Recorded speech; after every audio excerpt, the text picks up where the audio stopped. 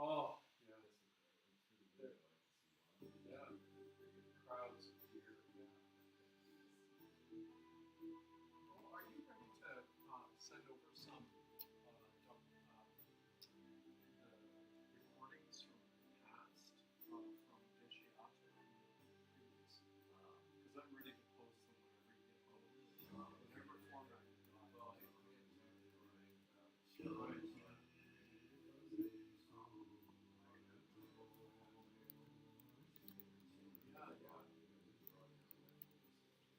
Yeah, yeah. Perfect.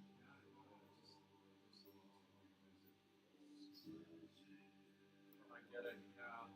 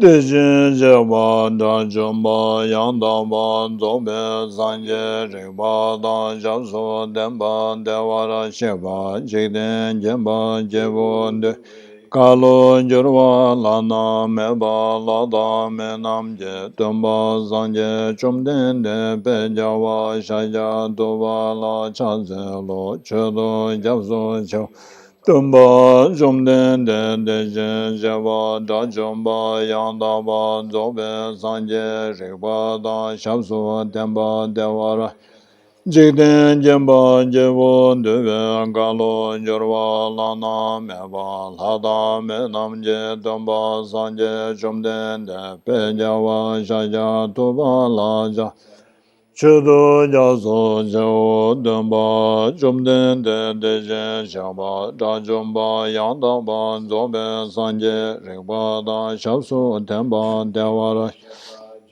Kimba jevo deve galo jorwa lana meba lada menam je dunpa sanje chumden dembe shaja duba la jaze lo chudu jaso che hoi Lama da gombo jezun jambe yang cha ze lo ye kange oye lo che nye oye chen nyen da ye nam da ye rab se che nye oye den kwen oye che she oye se che nye je oye to ka le ba ma en chen Kanda ezebe zara emare mendomo endo nye egeze ave chozo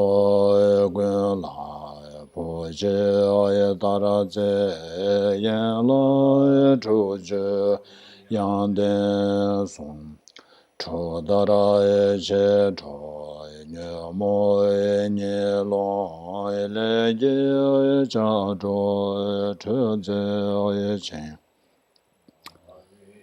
men se to nye aye nyogo chi nye aye jenze aye ra je namam te ne aye da je sa je oye da se yen de oye len zo ja se do ge go cho da e jo da cho nye oye gen de da le oye me se Jambe yang la de o mara bazana do mara bazana do mara bazana do mara bazana do mara bazana do mara bazana do mara bazana do mara bazana do mara bazana Uma arabazana do mara bazana do mara bazana do mara bazana do mara bazana do mara bazana do mara bazana do mara bazana do mara bazana do mara bazana do mara bazana do mara bazana do mara bazana do mara bazana do mara bazana do mara bazana do mara bazana do mara bazana do mara bazana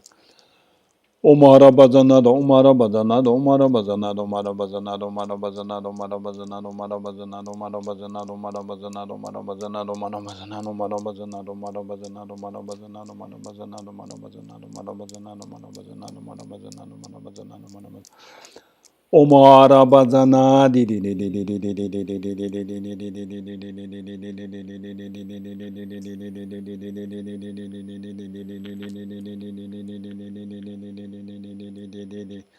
di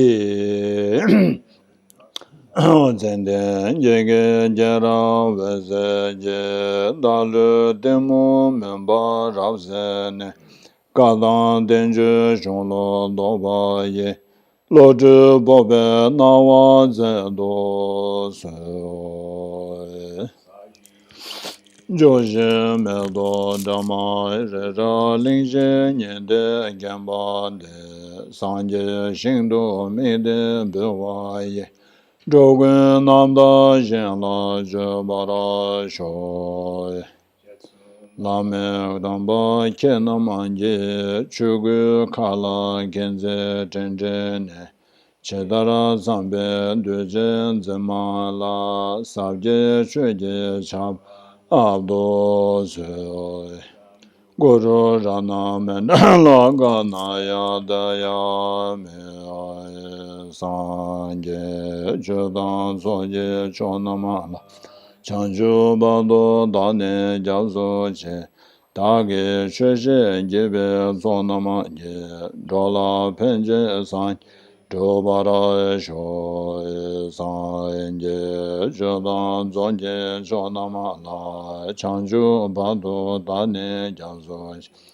Dāgī chūshī jībī sōnāma jī, dōlā pēnchī sāñ, dōbārā shō sāñ jī, chūdān sōñjī chōnāma lā, chāñchū bādō dāni jāsū.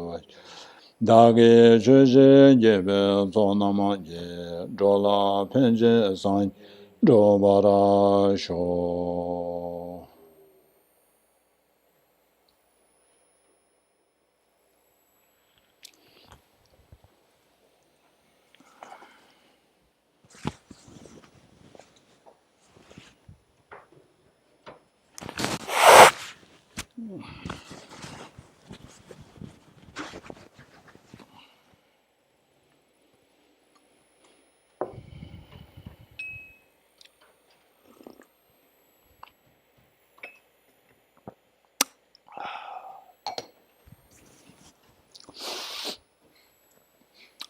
Good morning.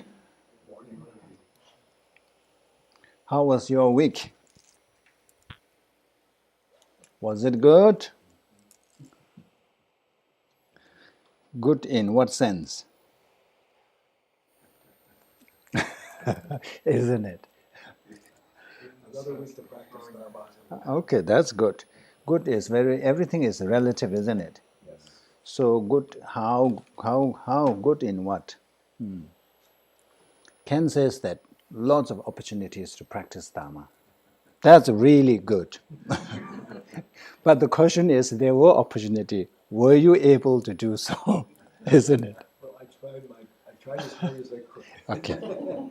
That counts. Okay. Anybody wants to say anything?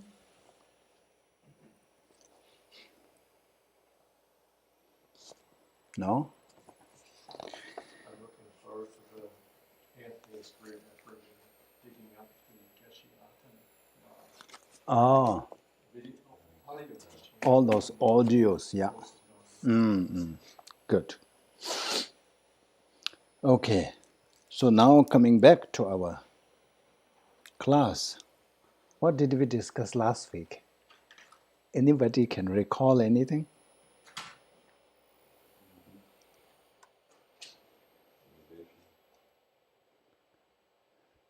We stopped here, isn't it? Remember reading the people.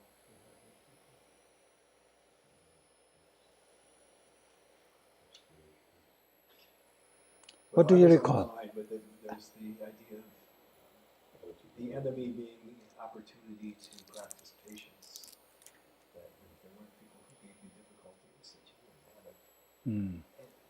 There would be no opportunity to practice patience. You have to resolve. Yeah.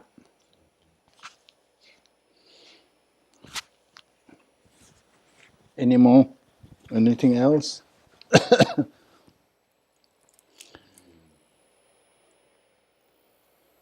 Go back to our notes, isn't it? Remember,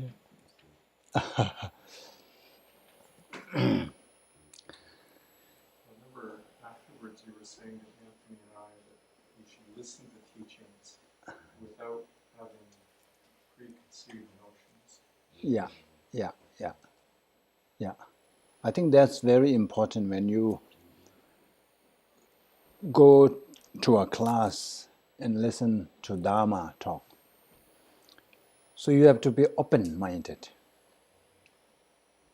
Some people have their own understanding, own notion of what it is and what it is not. And then if you just go with that thing, and what happens is you tend to filter. So whatever fits this concept or your idea, your understanding, you take in. Whatever is not, you tend to just fling away. So what happens is, you never learn anything. Whatever you learned that's there. You never learn new things. So it is very important to just listen, absorb everything, and then later contemplate. So this, that. So whether it makes sense or not. Even Buddha said that, just don't take my words. You must analyze, you must put into examination the way the goldsmith tests his gold. So you must do that. It's not because Buddha said it, you shouldn't take it. You must test, experiment, analyze whether it makes sense or not. If it makes sense, then take it. If not, that's very important. Because when we do that, when we kind of contemplate and analyze, then whatever we understand, it becomes firm. Because you have now some backup. You have what you call your own reason, your logical reason, rational, whatever it is. Then you really understand. If you just listen, understand, and then if you go, it may not reside in you for a long time. And then because you haven't given any thought on it, when you hear something contradictory, then you become so shaky. So it is important first to listen everything, and then from there. Normally in the Lamrim text, they talk about the three, ways to listen to Dharma.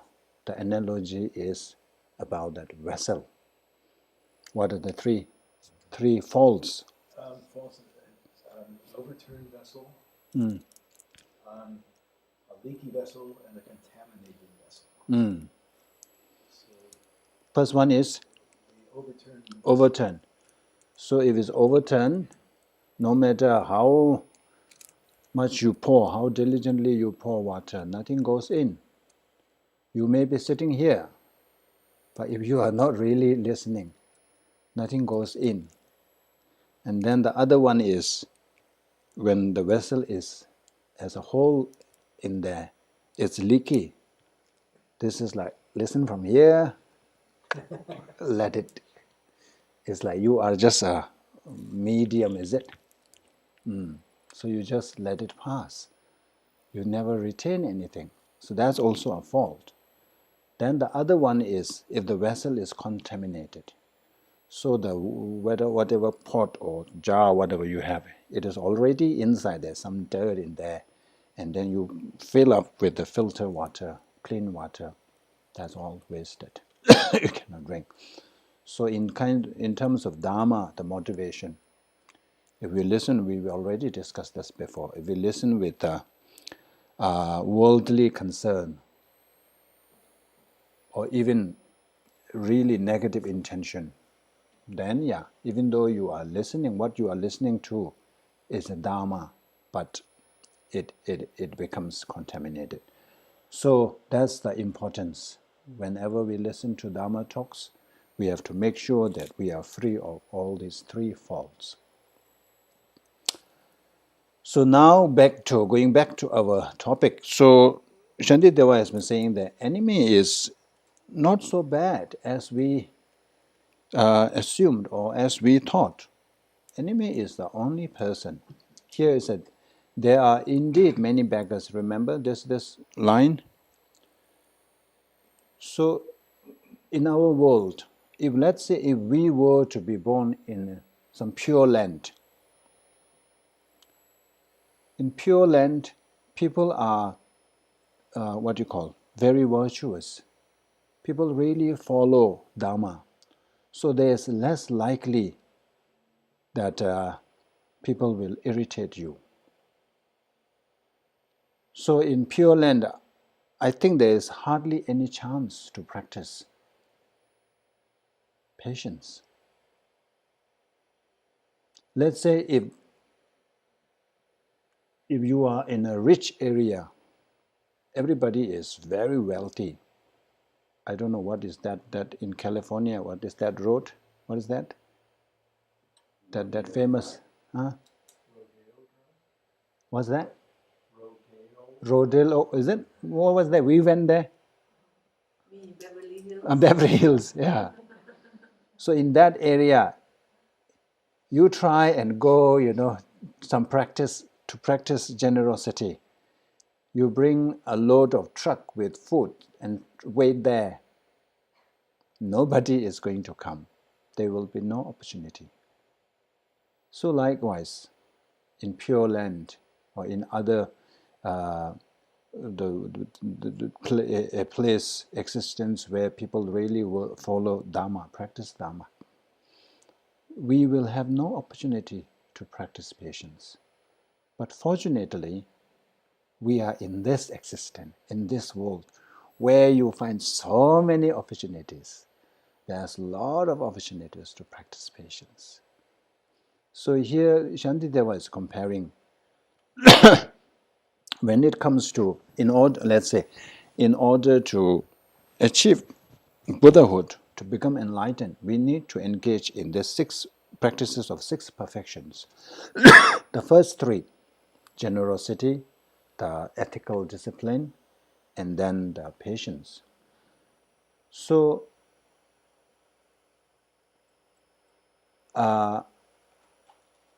in terms of generosity, there is plenty. Remember, Shantideva said there are indeed many beggars in the world. If you start a charity, and you will get all kinds of requests. So there is plenty of opportunities to practice generosity. And also in terms of practicing ethical discipline, we can do that. We can try avoiding harming others. We can practice all kinds of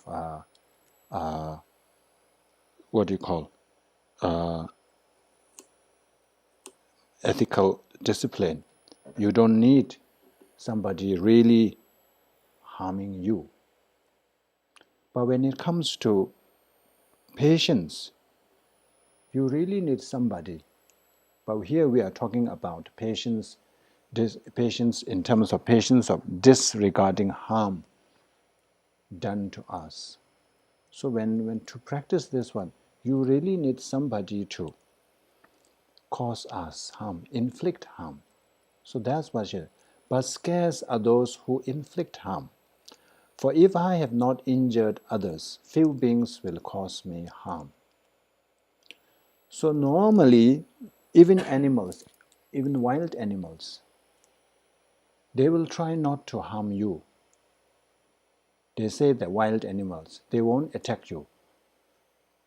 That's why they say that when the guideline is when you go for these trails, the bears, they will recommend you to bring a bell or something to ring, so that when they are far away, when they hear this, they will run away.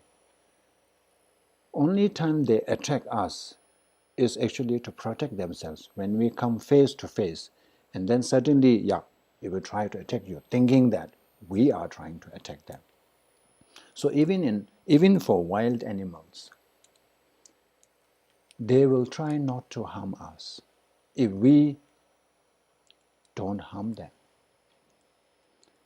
And for human beings, we have mind, we have wisdom, we can think.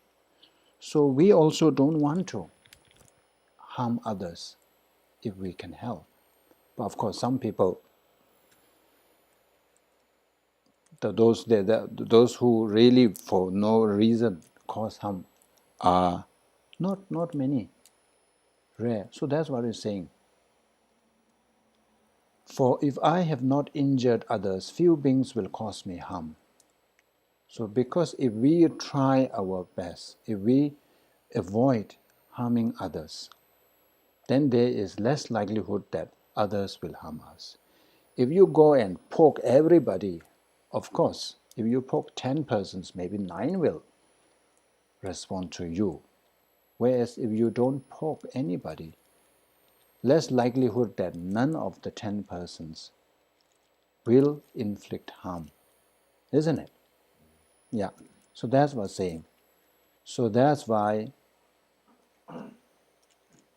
enemy or that person who inflicts harm, who causes harm to us, are very rare, scarce, hard to believe, isn't it? We think that there's so many people. But that's what it says. Do you agree? I think there are people in this world who are out to harm others. There are people like Yeah. that, and they're very obvious these days. And Yeah, of course, in compared to the majority, it's very few. yes. Everybody try to mind their own business. They don't want to, get involved in all this. Well, the thing is that it's very easy to fall into a mindset where you start thinking that there's enough of them out there. Maybe there's a lot of them. Maybe everybody is that way. You start thinking that everybody is out to harm you, and you start striking out in return. So that's part of the difficulty these days. I think. Yeah. So when such thought arises, remember Shantideva, isn't it? Yes. Okay. So,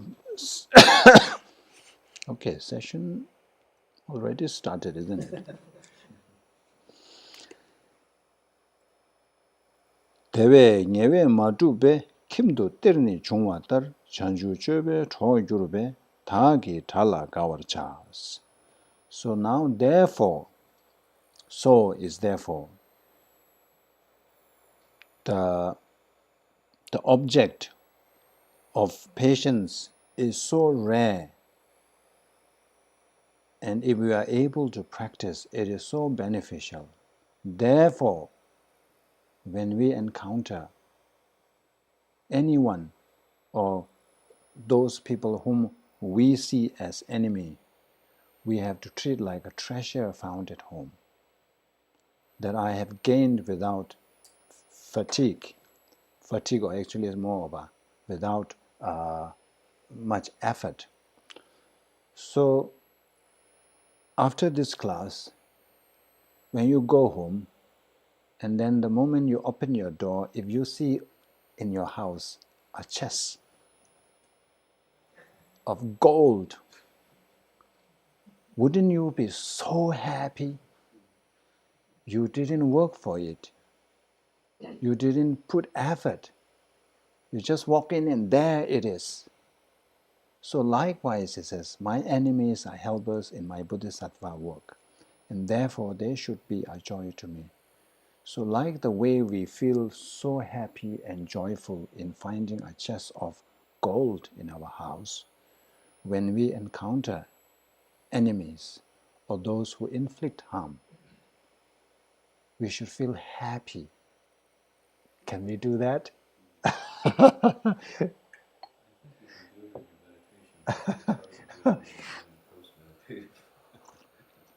That's the whole purpose, isn't it? Meditate, so that you become habituated. At the moment, why we are unable to do, like compassion, like loving kindness, it is so hard to come by. Whereas anger, fast, you don't need to put any effort. It's just kind of instinctive. It's like our nature. The reason is that we are so accustomed to doing it. We are habituated in doing that. That became like our second nature. Normally, I think you have heard me give this example. When you first start a new job, you have to have GPS, isn't it, to get there. You have to all follow the GPS. And then after maybe a month later, you don't need. And sometimes you don't even realize that, hey, I'm already here. That's because driving to and from so many times, it became like habit. You don't need much concentration. You don't need to put effort. So likewise, when it comes to this virtuous mind, if we put effort, constant practice, then it will replace those things, the anger, the opposite ones.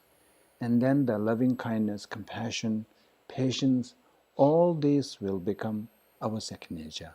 You don't have to put effort. When somebody goes, oh, there, patience is there. Then actually, if you really try to do, you will notice. I think I told you about my own experience. When I first joined the monastery, that first year, I realized that I can get angry very quickly. I was in boarding school before I was recognized as a reincarnation.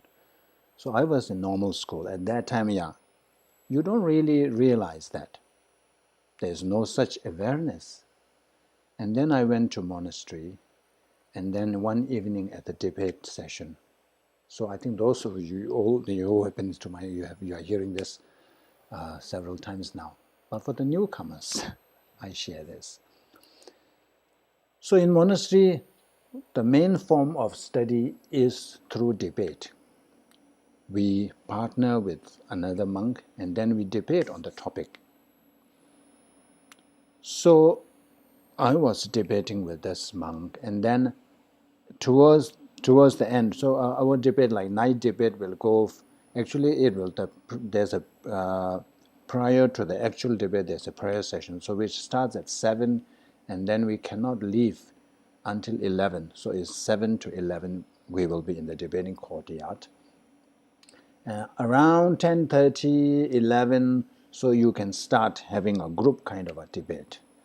So I was debating with this monk, and then of course there was a kind of a small gathering, and then I was the one who was putting forth the questions, and he was answering, and he mocked me, and instantly I was so angry. And the reason later I realized that because it's like, how dare, I'm a Rinpoche and you are an ordinary monk, how dare you mock me? I think that behind it, that's why I say anger, there's an ego behind that. Because I'm Rinpoche, how dare, you are down there and I'm up there, how dare you can do this to me? I was so angry and I started to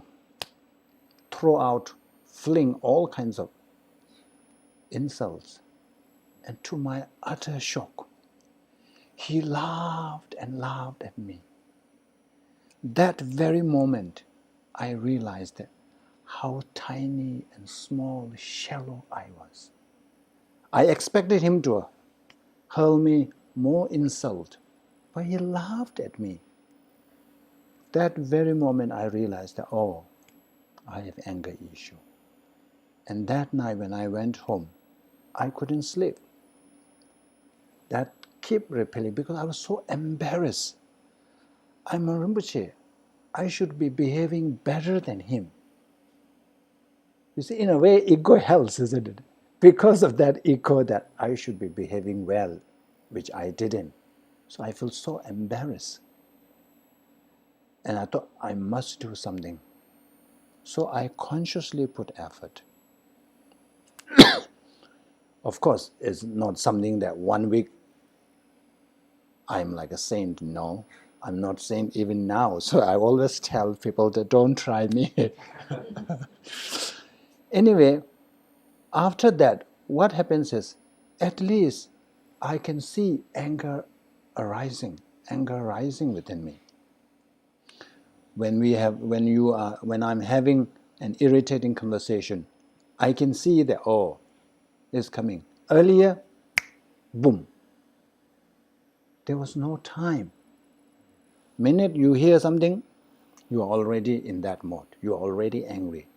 But because of consciously trying, what happens is, even though you still get angry, but there were many occasions where you see anger rising, and then, you have time. Okay, it's coming up better. So that's the point. So when you put effort, there is a possibility that it will really reduce either the intensity or the frequency, if not completely eradicate anger. So that's why I was saying meditation is important. You do meditation. Meditation, when do anger meditation, is not just sitting down and closing our mind, or what we call closing our eyes and just sitting there. That won't do anything. So in anger, in terms of anger, we have to do what is called the analytical meditation. First, we need to contemplate on the disadvantages, how disastrous, distress, is it? Disastrous, deleterious, how it will negatively impact us. So you bring your own experience, like in my case, that instance, it's good enough for me. It really humiliated me. It really made me, nobody really, it's just me. Because of anger, I really lowered myself and I displayed. And that's really something that very embarrassing. So that's one way. And then this, what we are going through, are all the techniques. So when you sit down, go through each, whatever you remember, or whatever really captured you, all these standards, bring in, and then meditate. Let's say if you have somebody whom you really have difficulty, let's say office, your office, you may have some kind of a aversion towards that person. But maybe when you really try to think about it, maybe there were many occasions where that person has helped you. And you are now very angry and it's like, I cannot stand this person. Maybe it's just a small instance. You are only focusing on this instance. Even though there are so many, you're just picking up one small thing. So when you play all this, look from a different angle, then you will say, oh, not so bad. It's me. I'm only looking at one section and forgetting the whole picture. So that's the point. Yeah. In office politics or whatever you want to call it, I find when I'm irritated by somebody, usually if I reflect on it, it's that person is behaving like me. So I'm really kind of angry at me. Yeah. Behaving like me, how dare they? Yeah. Why am I angry, isn't it, at him? I should be angry at myself. He is just behaving the way I behave. Okay, that's a very good point. Okay, so my enemies are helpers in my bodhisattva work. So without enemy, no way. Remember, we have discussed this. In order to achieve enlightenment, you need to perfect all the 6 perfections. And unfortunately, one of them is the patience. So that you really need your enemy's help. Without that, no way. Even if you perfect the 5 one, I don't know whether you can do that or not. But without, in the absence of that perfection of wisdom, perfection of patience, no way. You are still one short to get there. So we need enemies. Therefore, they should be a joy to me.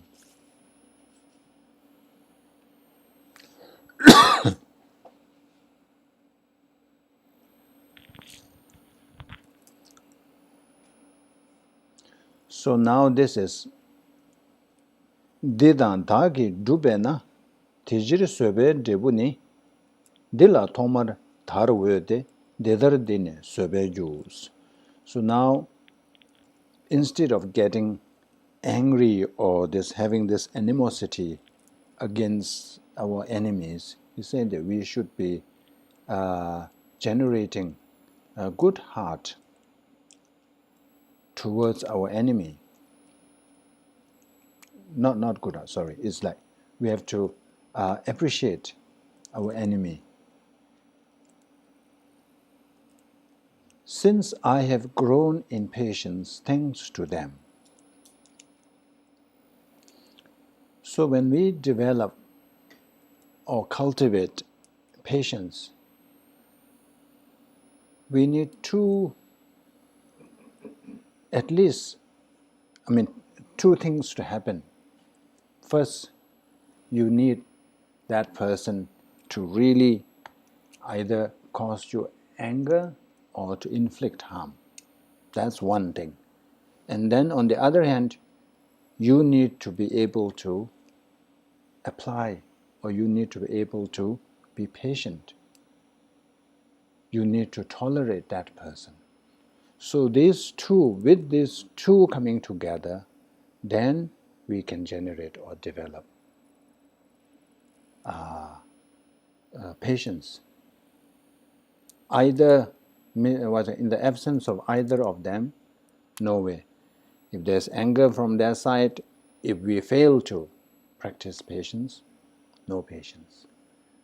On the other hand, if we want to tolerate, I want to cultivate patience, and then you go about looking for somebody and everybody is nice to you, there's no way. Anyway, that will come later.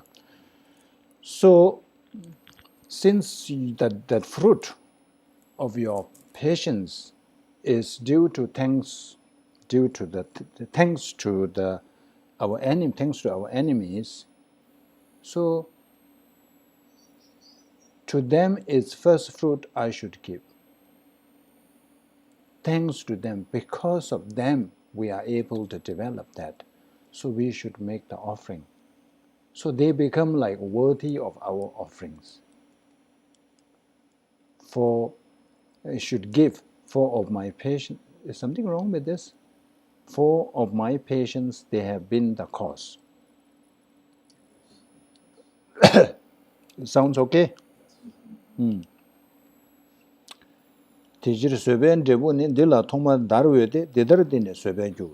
reason why they are worthy of, not only they're worthy of our offerings, but also the first one to make offering is because they became like the causes for our patience to arise in the first place.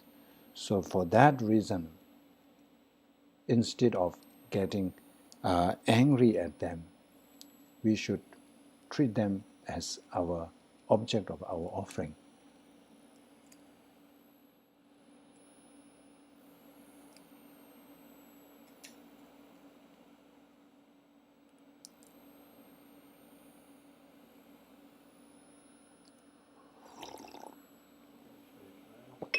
Mm-hmm. What if you sincerely, with good intention, do that, but it only makes them more angry because they know they can't help you? Good question. Anthony says that you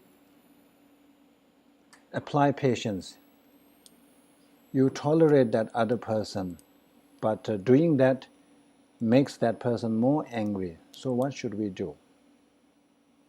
What do you think? Continue being patient.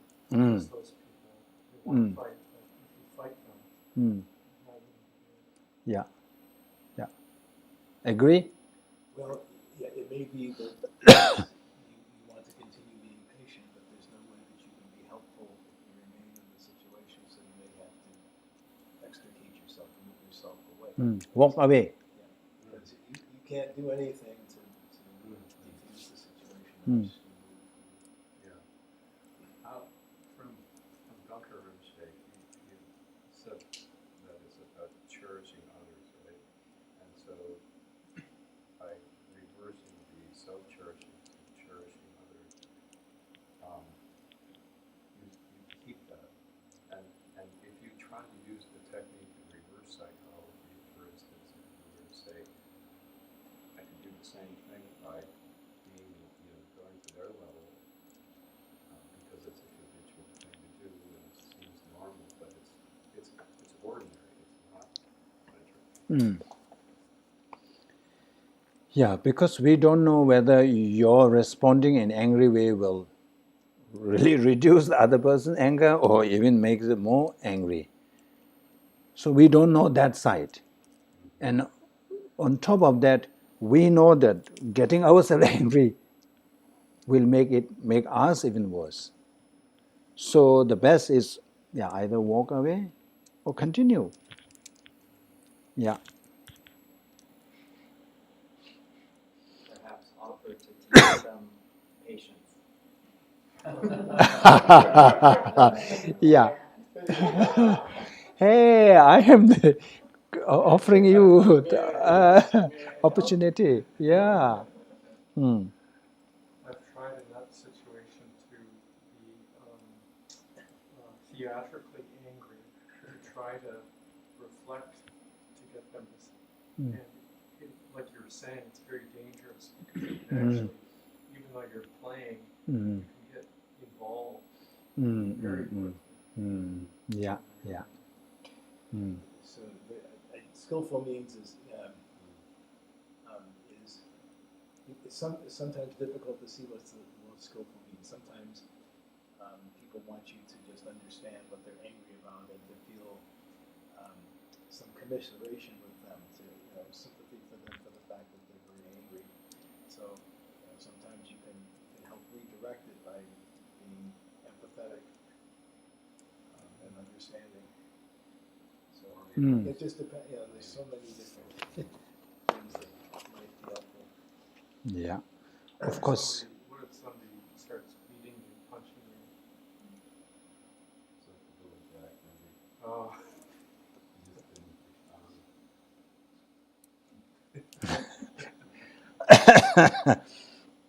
Here, to them it's first fruit. So here is like this. So first fruit is like the way Buddha did. Remember that when Buddha taught the first teaching, Four Noble Truths. So Buddha's first disciple were the 5 of them.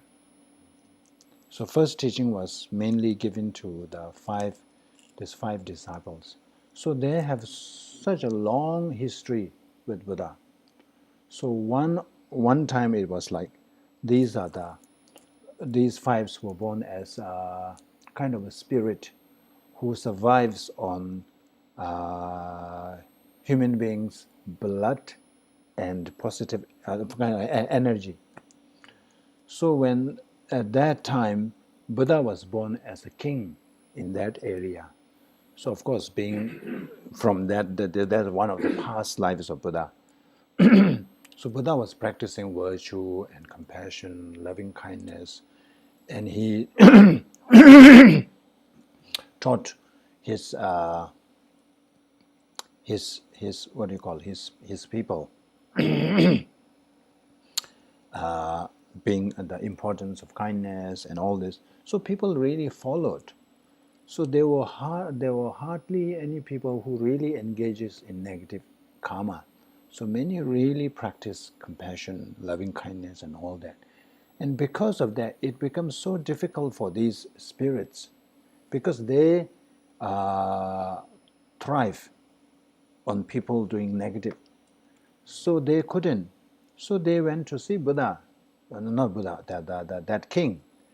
He says that, because of your all this teaching of compassion and loving kindness, people are really following. People are doing all the time virtue, and we cannot get to them.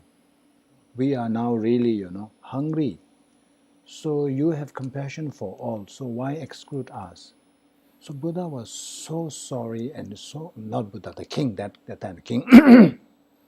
So out of compassion and kindness, Buddha drew his own blood and fed them. And then Buddha also made the prayer that, that when I become enlightenment, may I be able to give them the first teaching. So that's how they became the Buddha's first disciple. That's one story. But along the Buddha's 500 those lifetimes, there were many encounters. Every time Buddha made the same prayers. So because of that, they were born as Buddha's disciple, and Buddha was able to give that teaching. So likewise, he's saying that because when we achieve enlightenment, it is thanks to, it is because of perfecting all the 6 perfections. And that especially the perfection of patience, was really due to the not really kind, due to the enemies. So it says when you become enlightened, so it says that I will offer them the first fruits. First fruit means first result. When you become enlightenment, the first thing is to help them. So that's what it means. So can we do that? This is important. When you, even if you are unable to really apply all this, just make prayers. This one.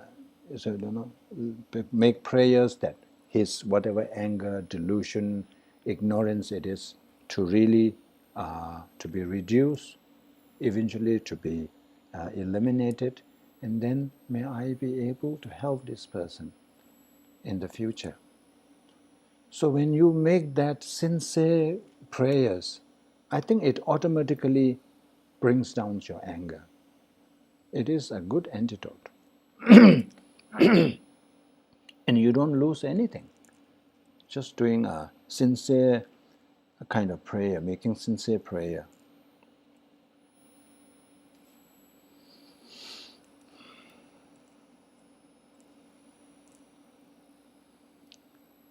Kedi surup sam mebe, tadi choja min she na. Drupa yini gyur rungwa, tambe chojan jidi chos.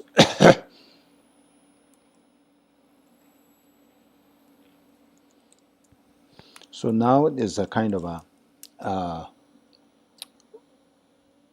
what you call the kind of argument. It says that they are not worthy. Surup sam mebe, tadi choja. They're not worthy of my making offerings, because they don't have this intention to help us. They are just there to hurt us, inflict harm. They don't have the intention to help us, perfect our perfection of patience, so that we can become enlightenment. They don't have that kind of a motivation or intention. So why should I be venerating them? They are not worthy of my veneration. So, but why should my enemy be venerated? He has no intention for me to practice patience. That's what we will think, yeah. Says, then why venerate the sacred Dharma? It too has no intention, but is a fit cause for practice. We make offerings. We venerate all the holy objects. We circumambulate. If you have been to Bodh Gaya, with that huge statue there, people make offerings, going around, circumambulate that. And then we always kind of venerate Dharma as so precious.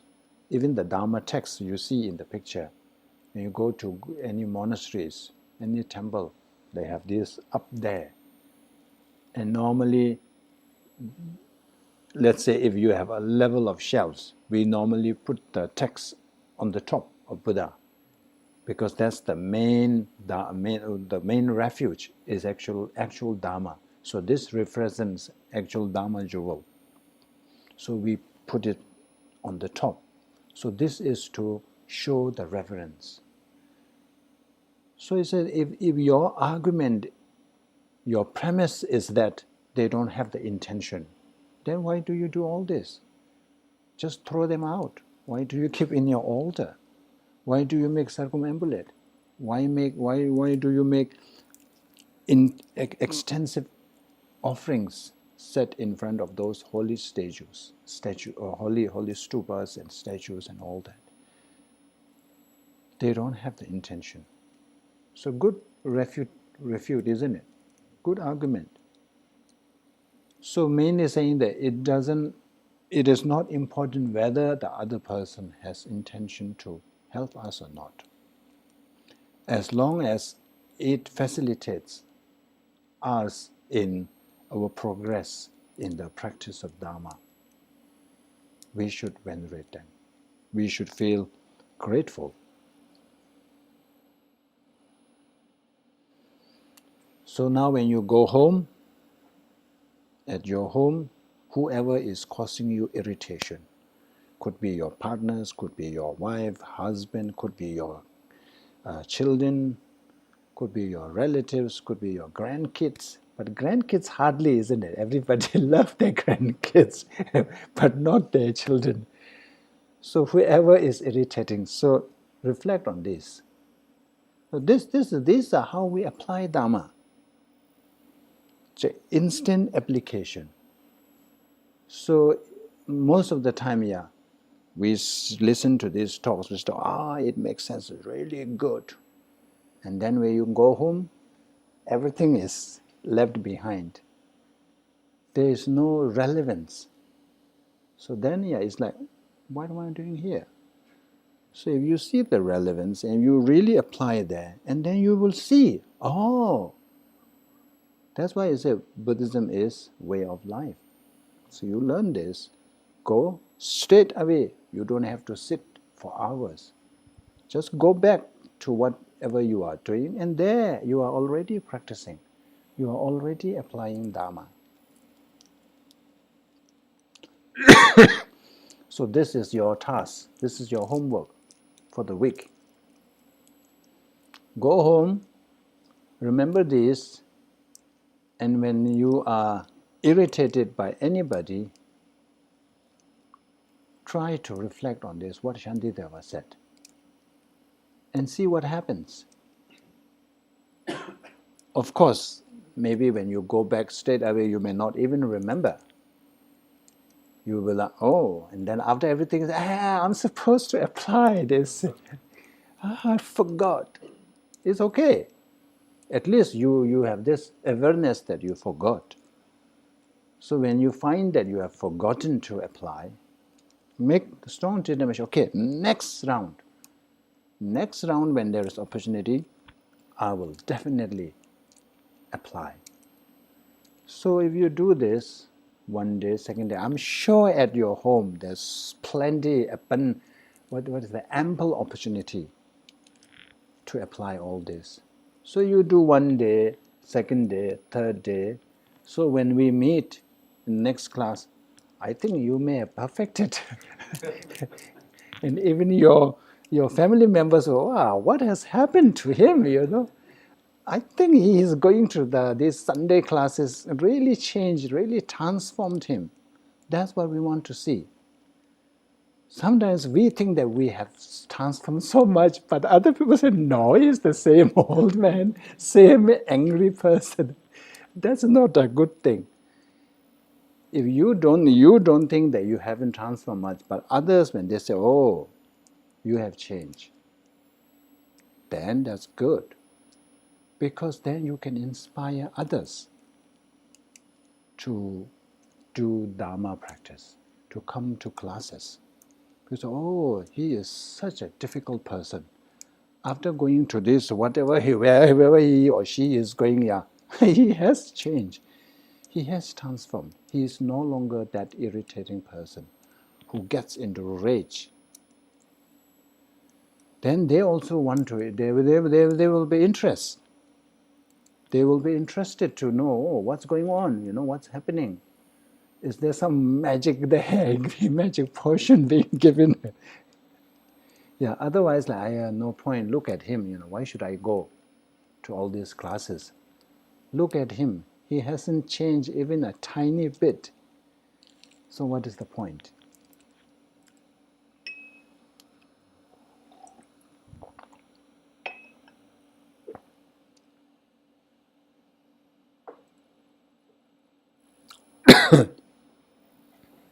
So this is what it says.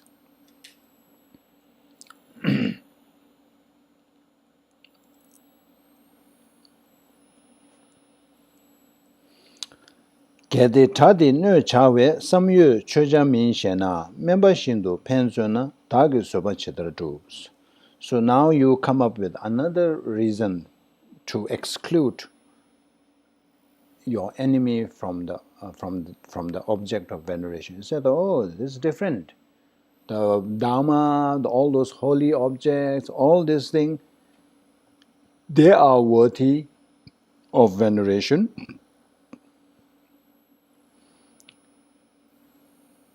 Because they don't have, first of all, they are holy and all this. Secondly, they don't have the intention to inflict harm. But whereas our enemies, they are always wanting to harm us, cause us harm. So these are two different things. So one, of course, is worthy. That's why I venerate Dharma and other holy things. But I don't want to venerate my enemy. So you come up with a reason. So it says,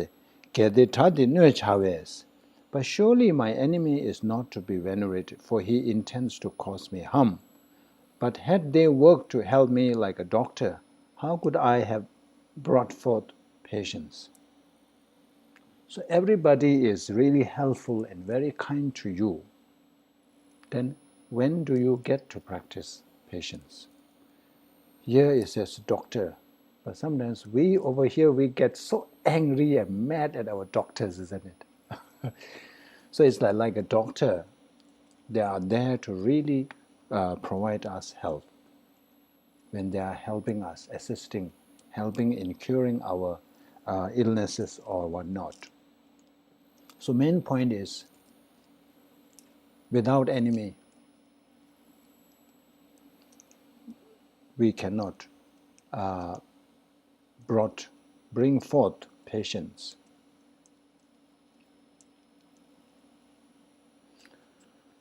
Okay, no need to elaborate on this, isn't it? It's clear. So it's already 10, almost 11, so we have a break here. Okay.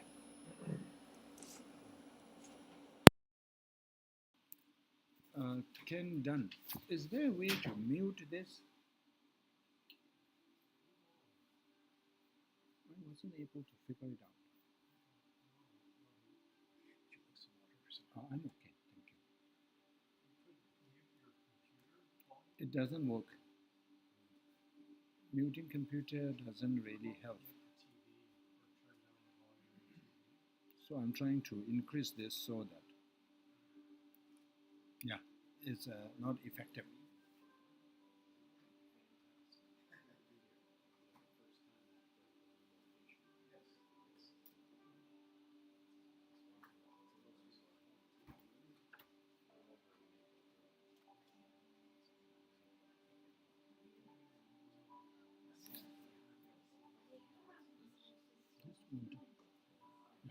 Not this one. I'm trying to mute this, the actual one, so that people don't hear our voice. No, it's ineffective. You see when you press here? Oh, I see. Yeah. It doesn't work. It has no effect. I want this to go sound, but I don't want them to hear. But somehow it does. Never mind, we'll figure out some other day. What is the video interface you are using? I'm using this OBS. OBS. Yeah. Okay. I will research OBS Thank you. to see if I can come up with a solution. Thank you.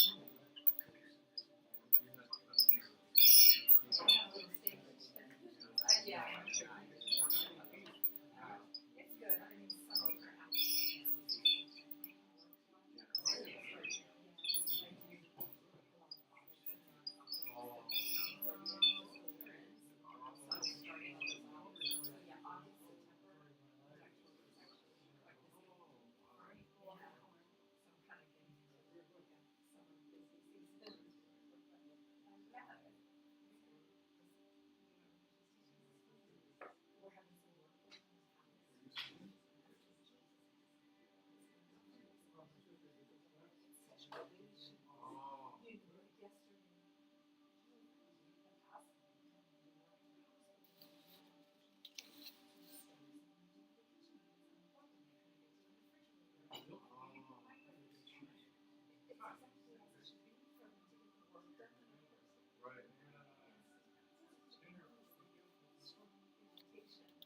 Right, right. Yeah.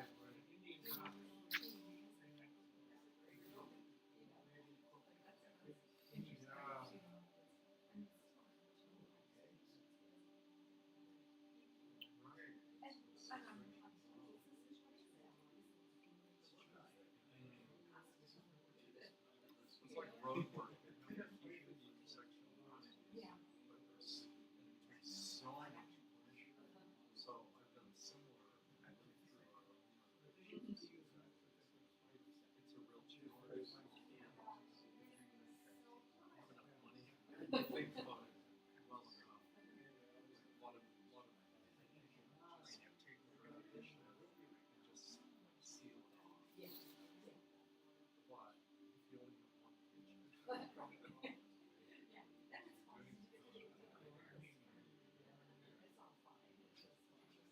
a situation is different.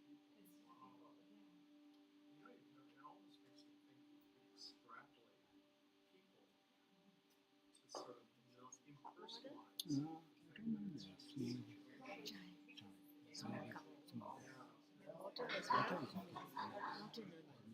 I've noticed a lot of coworkers are well-intentioned for their own ways,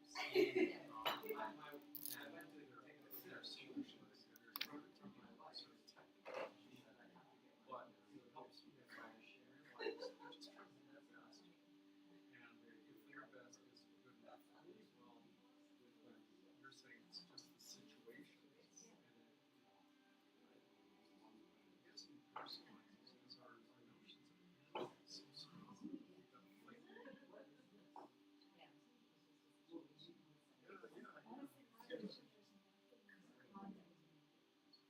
Right.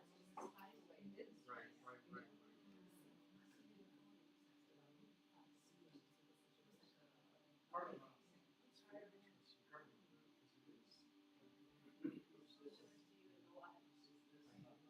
Part of it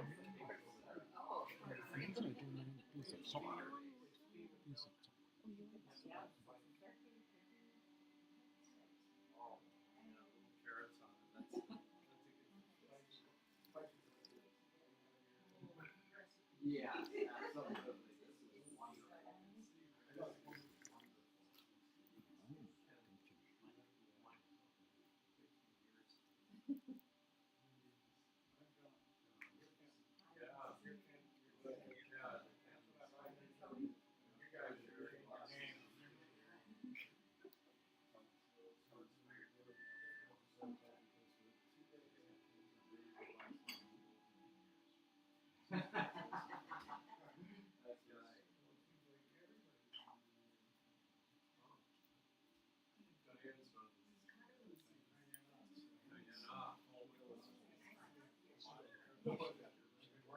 Yeah, she did. Yeah, I saw you.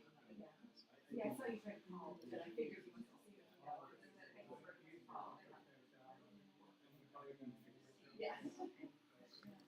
And then I think she was confused on myself on it. She doesn't have this part. And then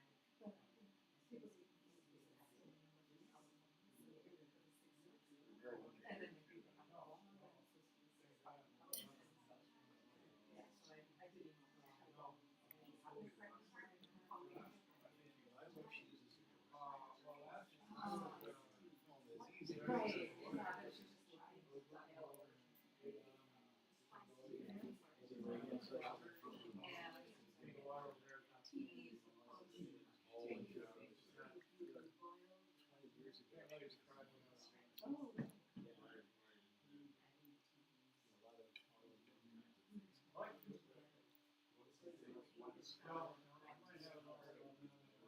so I didn't know.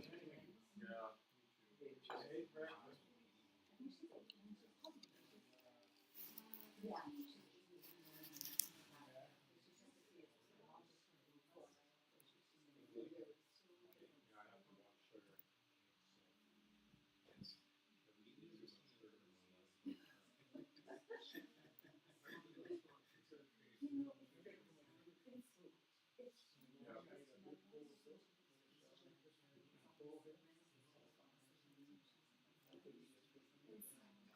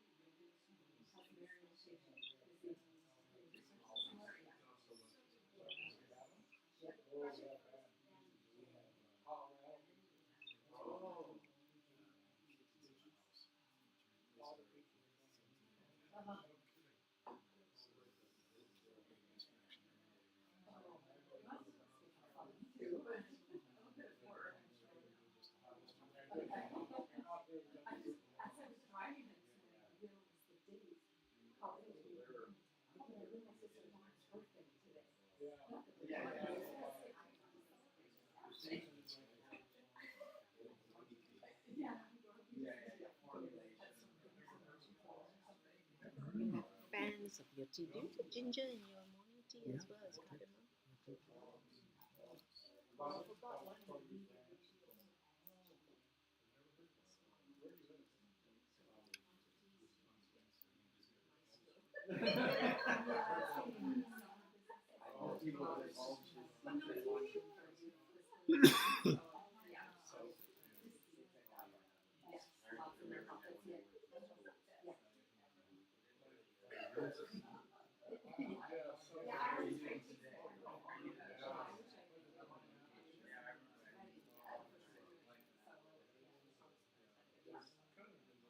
Get you some water.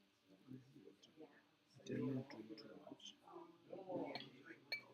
See, I keep drinking tea.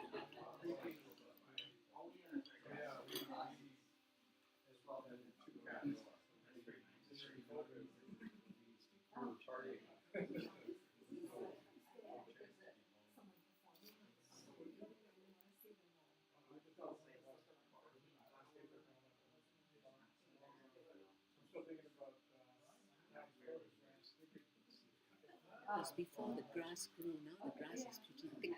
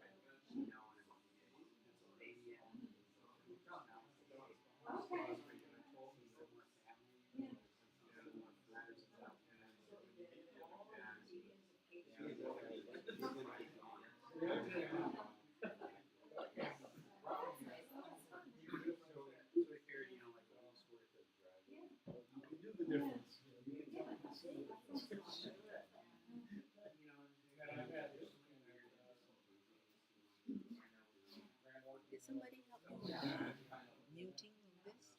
Oh, nobody knows. Maybe you've taken this off. So it's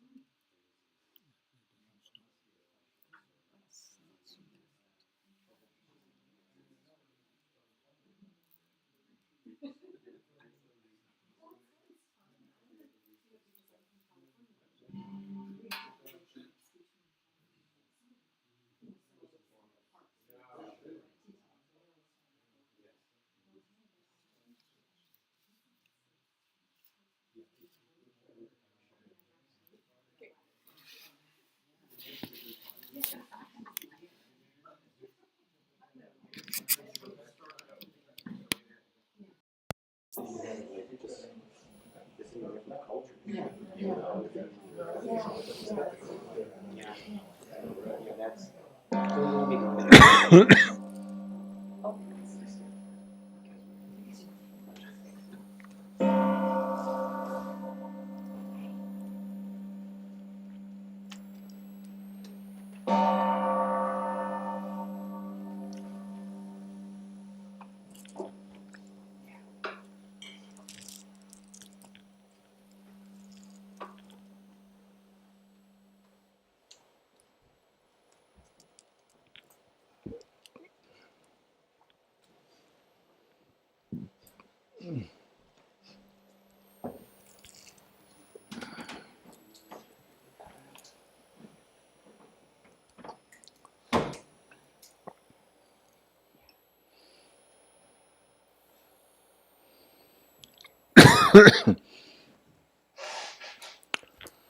Okay, so we ordinary people, ordinary people, when we have somebody causing irritation, somebody causes frustration, somebody who angers us, what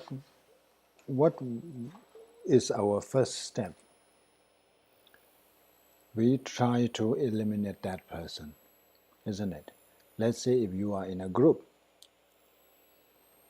and there's one person who really irritates, so we will try to either distance from that person, if, or we will just try to remove him, eliminate him. Eliminate not in the sense to kill him, just to, just to distance, just to be,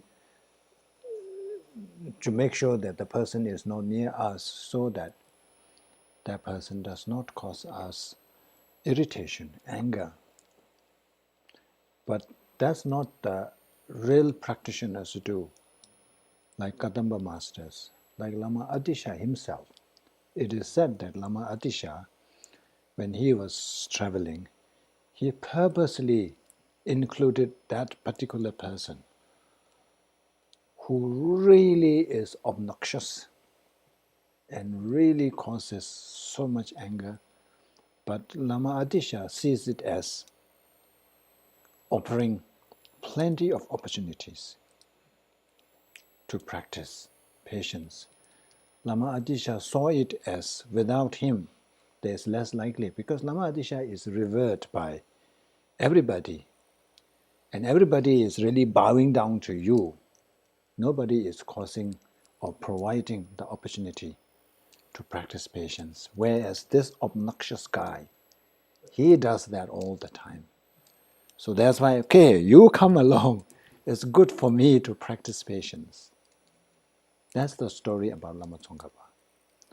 And in our modern world, I'm not going to name the Lama, because if I name the Lama, then I think people will be able to guess and I will be in trouble. So there was one of the Lamas in EPMT Center. So I'm already giving some clues. And that one, also in his circle, there was this a person who is another kind of obnoxious guy, no respect to the Lama. And somebody, one of the students asked the Lama, why don't you kick him out? I said, no, it's very good for my patients. That's what real practitioners do. Embrace your enemy. Embrace the opportunity. So if we want to be like them, so invite your enemies. Feel happy when you encounter enemy. If you are able to embrace your enemy, that will really change a lot, isn't it? Why we are unhappy at workplace or even at home, wherever we go, is one factor is encountering that person. Let's say if you are invited for a gathering, special event, and then if you found out that that person is coming, you change your mind. I don't want to go. It will spoil the whole fun, isn't it? You don't want to go. You change that. We all do that. But if you're a real practitioner, oh, is he coming or not? I'm very busy, I cannot come. And then the moment you learn that he's coming, okay, I will go. I will make time for that. That's what we should be doing. Can we do that?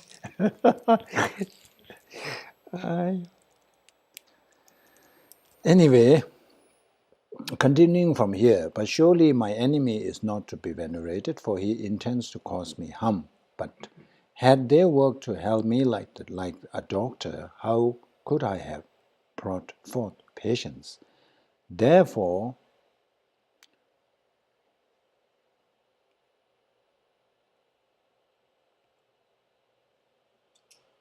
I moved away. This is the one.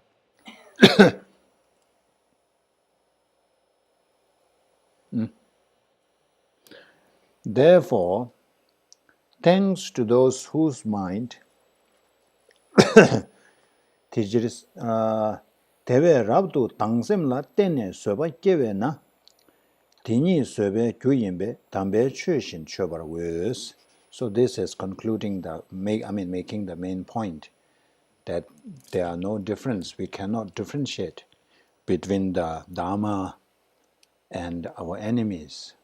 Thanks to those whose minds are full of malice, I engender patience in myself. Unlike our doctor, our enemy is full of malice. Their main goal is to harm us.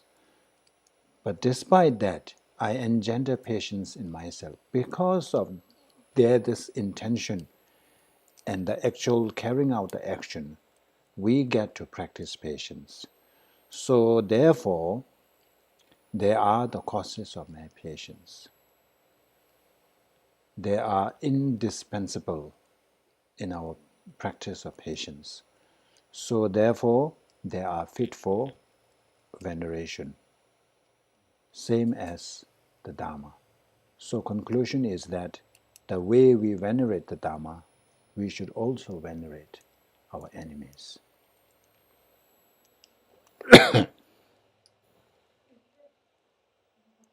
Uh-huh. So my husband and I, Dave and I, are making Buddhist teachings. Sorry? Dave and I Uh-huh. knew Buddhist teachings, Uh-huh. and we really love it. Uh-huh. And we found a Buddhist teacher Uh-huh. in Florida Uh-huh. who is really, really teaching the Buddhist ways. Uh-huh. She is an excellent teacher, but she does not. She dislikes the Dalai Lama. Mm-hmm. So how do we? But we are getting a lot of. We're learning a lot from her. So how do we, as students, how do we separate that? She dislikes the Dalai Lama, and that's not the Buddhist way, but we love her teachings. So it's like, do we go back to her and learn more? That's a very difficult question.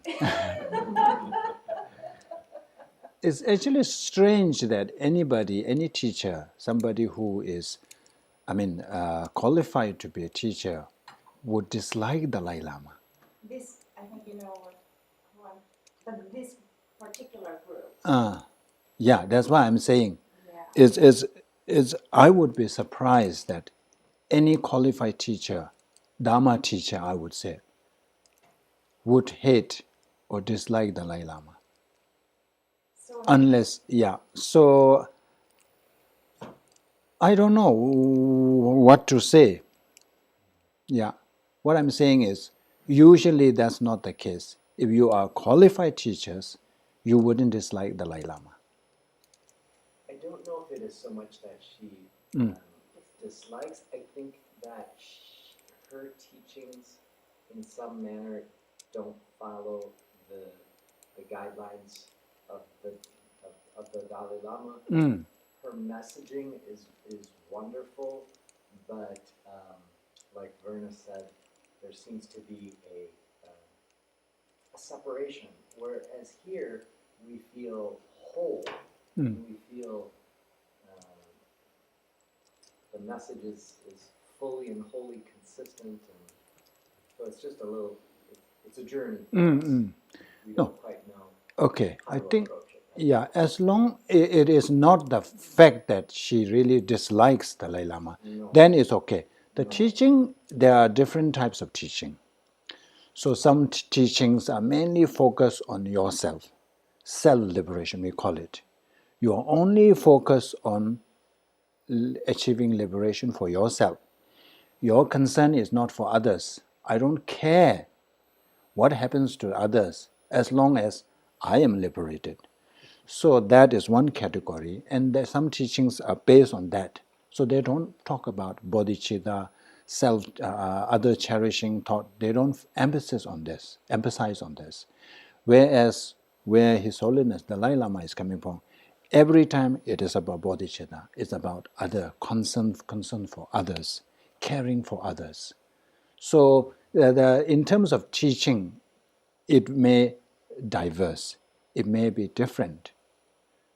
So as long as that factor is not the case, then yeah, I think it's okay. As long as it's really, helping you, if you find that that is really helping you in the progress of your spiritual path. But if you feel that that is hindering or you are not comfortable, then you have to think twice. Can I share Sure. where I come from? Buddhism is it's been established for a long time. We have all the main traditions, the Theravada tradition, the Chinese Mahayana tradition, and Tibetan tradition. But there are also certain centers who seem to fit your description. So what we do is that we regard them as a bit controversial because they are kind of off the mainstream. So we never badmouth them, but we try to keep our study clean, clear, mainstream. At least let's deal with the common basic principles, and then we start to observe and analyze and validate things for ourselves. But we try not to be too immersed in what we regard as controversial centers or teachers, but we never badmouth them because everybody hears a different drama. But it's just the spiritual part is such a delicate thing, so we'd rather be with the mainstream. It's kind of safer. thank you. Thank you. I've been taught to carefully evaluate your teacher before committing to being taught. It's like a relationship with marriage. You can't just get married and then, see if I like this person. There's the initial stage with the teacher that you have to really carefully analyze. Are they a lineage teacher? Do they fill the bodhicitta? Do they care for you? Are they interested in their own popularity? So that's the one chance you have starting out. Once you've chosen, once you've decided and taught, you listen absolutely to that teacher, do everything. So it's very, very important to analyze yourself. There you go. You have plenty of wisdom. Yeah, what Ken was talking about was what we call guru devotion. So you need to find a teacher, Dharma teacher. So for that, we always emphasize that. First, do your research, whether that person may come across very impressive, making sense, very charismatic or whatever. But then you have to research. Does it has all that qualities to be a teacher, spiritual teacher? And you only commit to that teacher or establish that what we call guru, disciple relationship. So once you have established that, then it's very hard to get out. Then it's not good. Once you establish this and then if you started bad mouthing, that's not good. You shouldn't do that. So since you have not established that, you still have time to find out. And there are certain groups which are controversial, which are kind of anti His Holiness, so you have to be careful of these people. Yeah. So there is a certain group. Yeah. So that one, I don't know whether that person belongs to that group or not. Yeah. So that one can, and also because I regard His Holiness as my guru, my teacher. So anybody who has kind of relationship with that, we try not to associate with them. We distance. If you belong to that, please leave. That's what we say. Yeah. So you have to be careful. Yeah.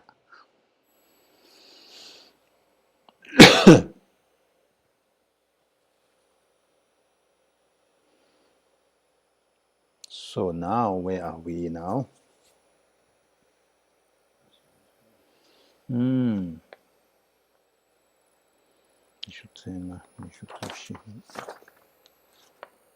Oh, yeah.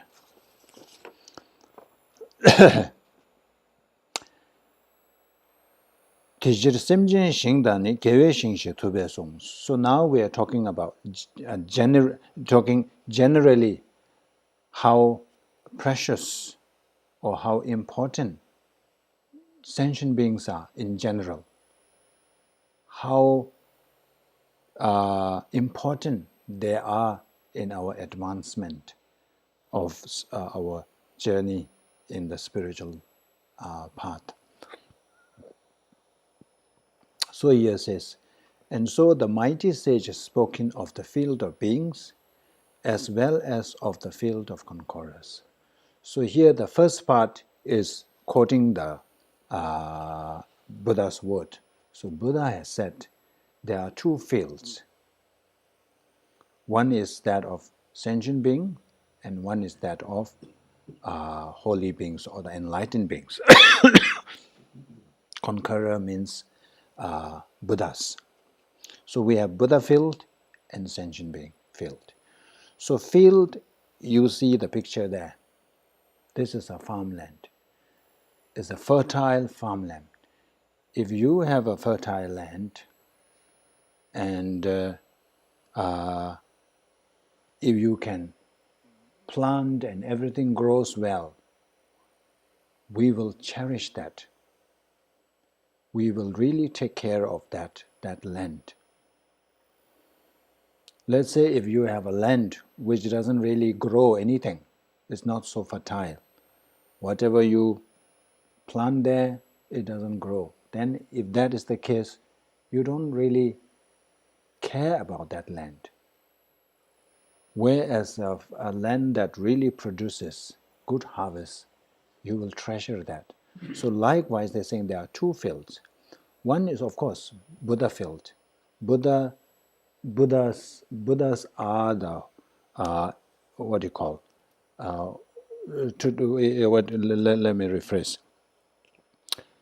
Buddha is another field of harvesting merits. That's why we make all these prostrations, making offerings.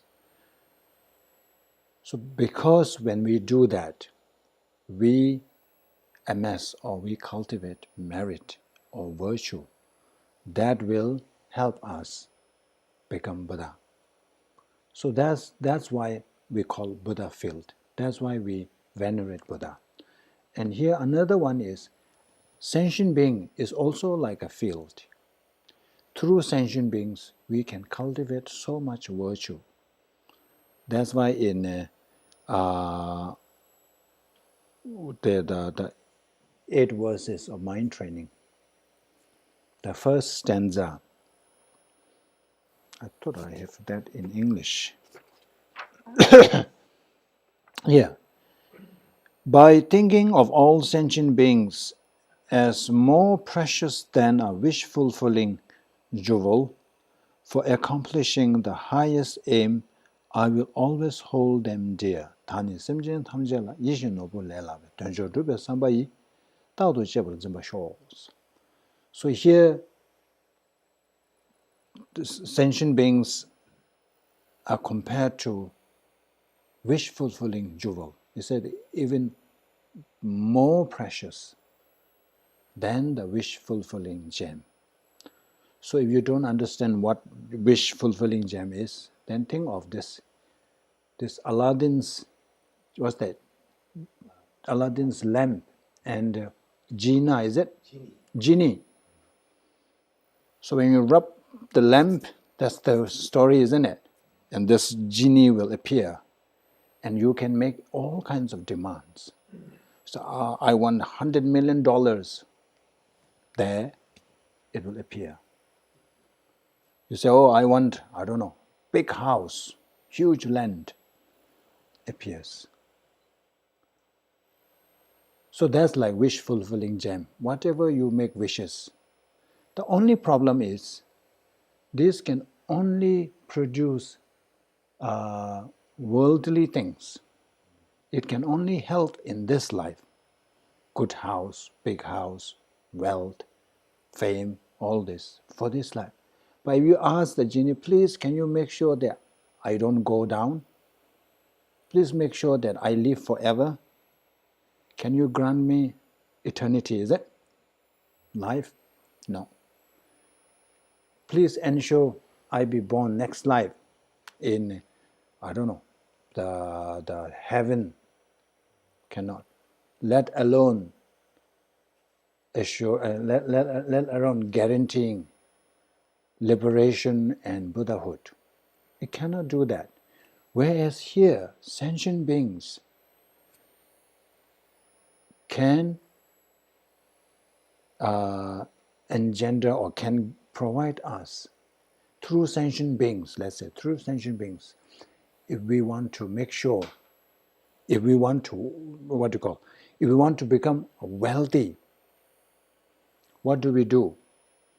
Wealth, rich, is all, it has its own, corresponding causes and condition.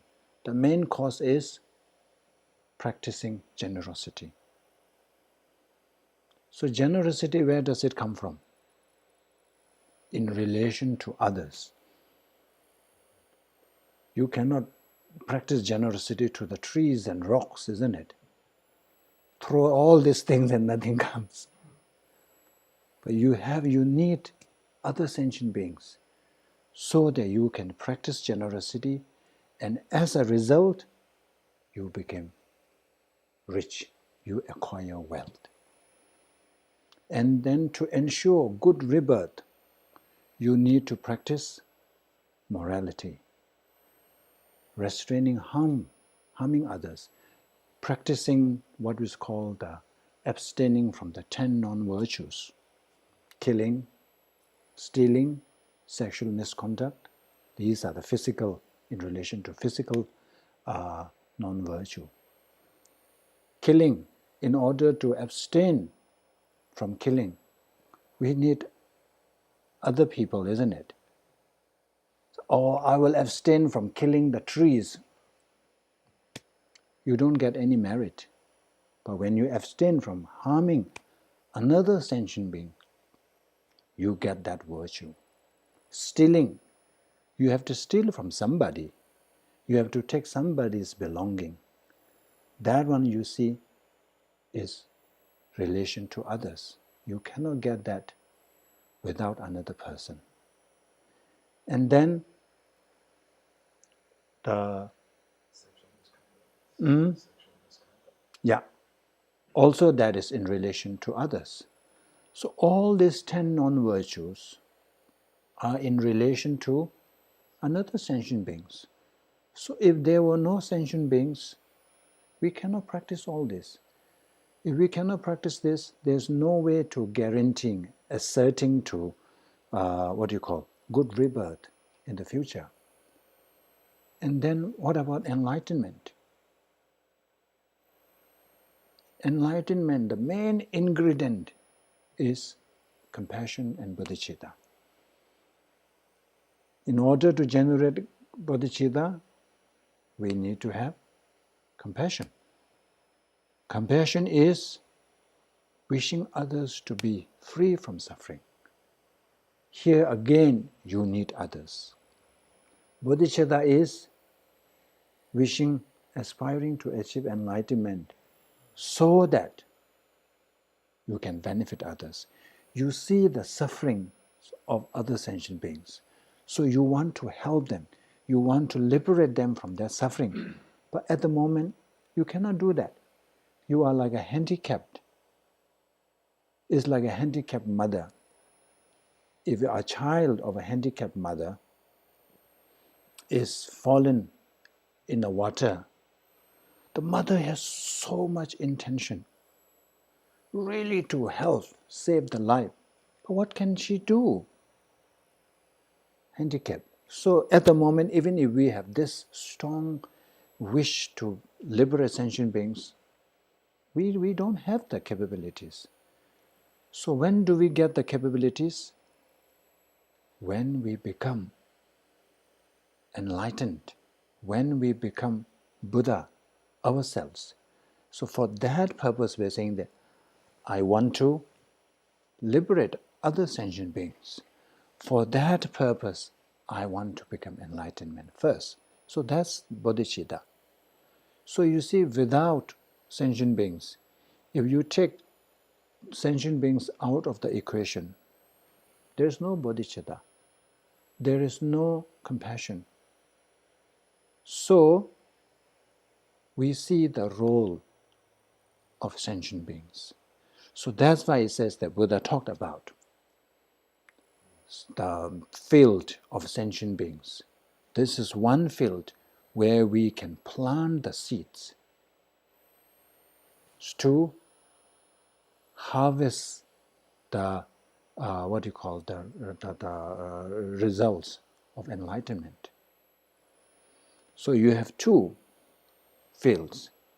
So there are, because this is the quote, so there are many quotes. One of the quote is from what is called the Melam Number Tarvedo. So if I translate, I think it's something like Pure Aspiration Sutra. In that sutra, Buddha says that Nyengun Simjin Shing Namda Tobe Shing La Tenene Sanje Chönam Tayepe Lodo Penso Soba. So Buddha talked about two fields, the field of sentient beings and field of Buddha. Through these, I was able to accrue merits, and as a result, I was able to achieve enlightenment. So now coming back to this one, Deda Guje Mangbushi Dedar Pensum Paruchins. So many who brought happiness to beings have passed beyond attaining to perfection. So the first two lines is just giving the quotations. The Buddha said it. Now it's providing the reason or the rationale. It's many who have brought happiness. Deda Guje Mangbushi.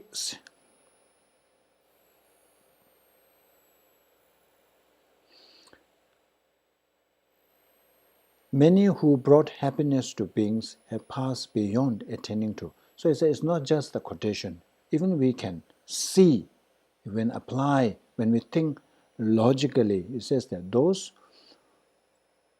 who have really helped sentient beings, those who have placed their concern for other sentient beings, many have achieved enlightenment. So this is coming back to the Buddhas. Buddha became Buddha not because that they are concerned about themselves. Buddha became Buddha because they are concerned about others. Their main concern is to help others. And then on their way to become Buddhahood, they have engaged in all kinds of practices to benefit, to help sentient beings. That's why in Buddha's, if you read the Buddha's stories, life stories, Buddha has taken so many lives before or prior to becoming enlightenment. And many of these lives, Buddha has even given his own body. And we know of a story of Tangmun region where Buddha gave his body to this mother, the tigress. The tigress has given birth to five cubs, and then mother was so hungry that was almost going to eat her own cubs. So at that time Buddha was born as a prince of another king. So when Buddha saw that, Buddha just offered his own body. So there are so many of these Buddha's deeds where Buddha just sacrifice himself just to help others.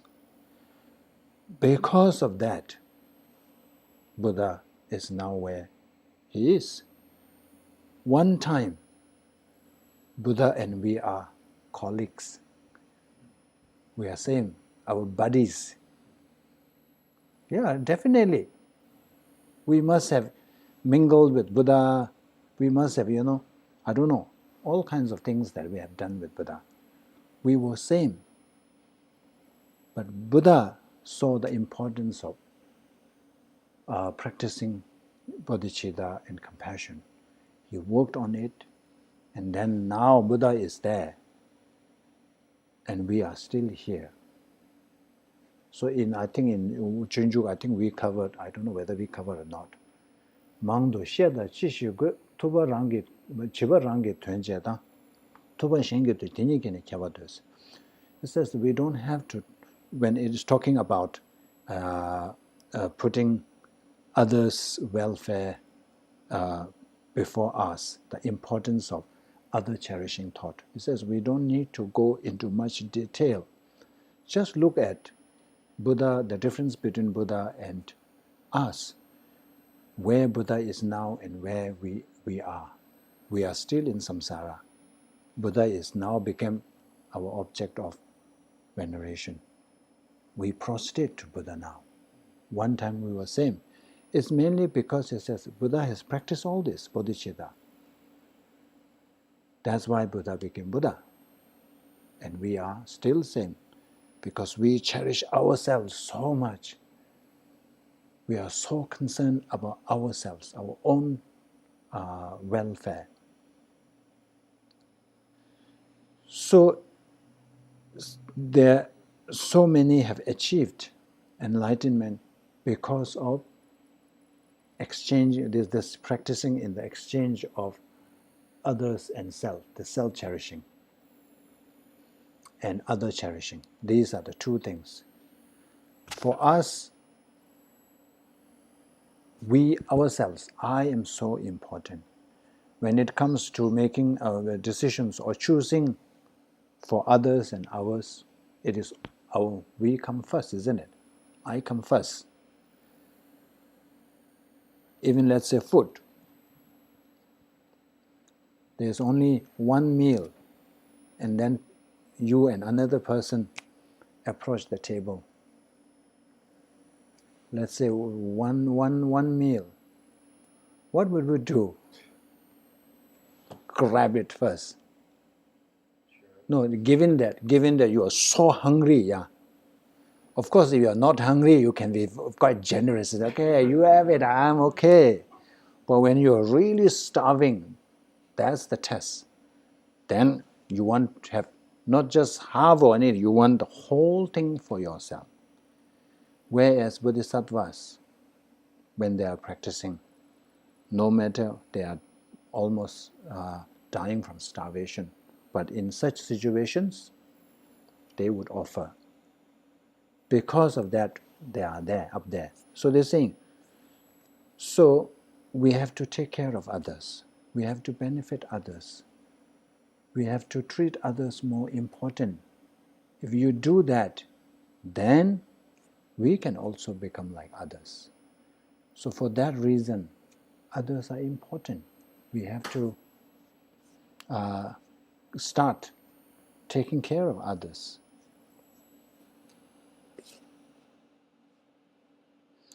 Many who brought happiness to beings have passed beyond attaining to perfection.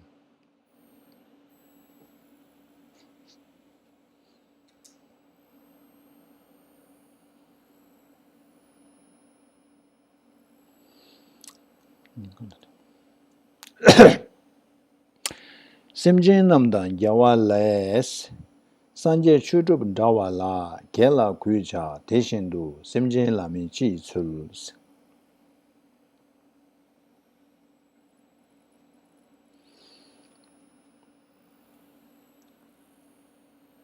A Buddha's qualities are gained from sentient beings and the conquerors alike. What kind of practice is it then that honors only Buddhas but not beings? This is one of my favorites. We have already talked about how through sentient beings we achieve enlightenment, even ensuring ourselves. Even if you want good look and all that, that also depends on others. So the good looks and all this are said to be the result of practicing patience. So that one we know that you need others, not just simply others. You want somebody to really anger us, cause us harm, our enemies. So since the Buddha's qualities are gained, two ways to gain, so we become Buddha through sentient beings as well as through venerating Buddhas. So there is no difference. Through sentient beings, we cultivate merit. Through Buddha, we cultivate merit. So they are alike in terms of our being able to cultivate merit. So then it says, what kind of practice is then that honors only Buddhas? But when it comes to Buddha, we put our palms together. We can go down on floors and bow and spend money, to buy flowers, buy offerings, go for this pilgrimage, that pilgrimage. But then we ignore the other source of our merit, which is others. So you see, this is very good. If you really, what you call, think through, it makes perfect sense. It has perfect logic. We think that we are so rational and all this. But when Shantideva makes the case, we are like, we are not so rational, isn't it? We realize that we are not. We are what's called lopsided, is it?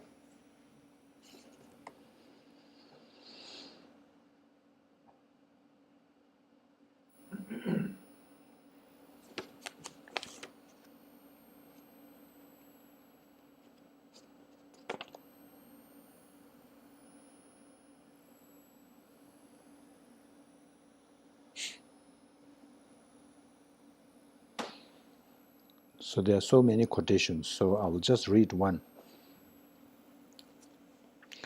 Jigden Tedro Nyendro Yis, Dödam Midu Debutes, Simjin Namla Pembada, Nova Lene Chungwa Jurus. So whether we achieve a pleasant existence or unpleasant existence, it depends on two things. Simjin Namla Pembadang, Nova Lene Chungwa Jurus. It's dependent on whether we help sentient beings or we harm sentient beings. So when you help sentient beings, we will automatically be able to obtain an existence that is pleasant, happy and pleasant. So if we want that kind of existence, then we should be helping others. We should be showing more concern for others rather than focusing only on ourselves. Likewise, if we don't want to experience or to be born in an unpleasant existence, then we should stop harming others. This is to show that sentient beings, others, play an important role in determining our existence. If you want good existence, we have to rely on sentient beings. If we don't want to be born in undesirable existence, we still rely on other sentient beings. So, on that basis, we cannot choose to care for one and not for others. We chose to venerate one and not the others. If we are a rational person, if we work on reasons, then it should move at the same parallel. Do this to Buddha, you should do it to sentient beings. If you don't want to do the sentient beings, you shouldn't be doing to the holy beings. Difficult, isn't it? If you practice mindfulness for equanimity, that would help. Yeah, of course, equanimity definitely helps. Why we have aversion to others and attachment to another group of people is because we don't have equanimity. We don't have this same view because we have these people, oh, these are my dear ones, loved ones, oh, so you are so attached. And then here you have another group of people, oh, my enemies, whom I don't like. I should be fighting. I should be treating them badly. Whereas when you're able to have that equanimity, that leveled emotion, then, yeah, of course, you will be free from all that attachment and aversion. Okay, I think we will, our time is up. This is 24, okay, 25. Yeah, I think it is okay to stop here. It's another chapter, another topic. Okay, let's end here. So first the short mandala offering on page 4 and then the concluding prayer beginning on page 6. Saji Jungje medo dhamma re ra lenje nyende jamba de sanje jendo mekden bewa ye dogun namda jenla jubara sho guru rana mendala gana ya daya me Rinpoche manje bana je juro che keba nyamba meba yang kone kondo pewara sho Rabden je namgara jele jojo yewa da lozan dembe dreme zazuman drove muse dado ne juro che Korwe shengamzo bendan dewa malu jungwe ne chere sewa tenzin janzo ye shabe sede pado tenjoro che Chedara jemba dan gundo zambo deyan dejendo Deda gungi jesu talo je gyawa deda tamje rabdo ngo Jawa damje je ngwa gala jodo ngaba dagin jewe sawan dengun ja sambo cheche rabdo ngwa je. Thank you.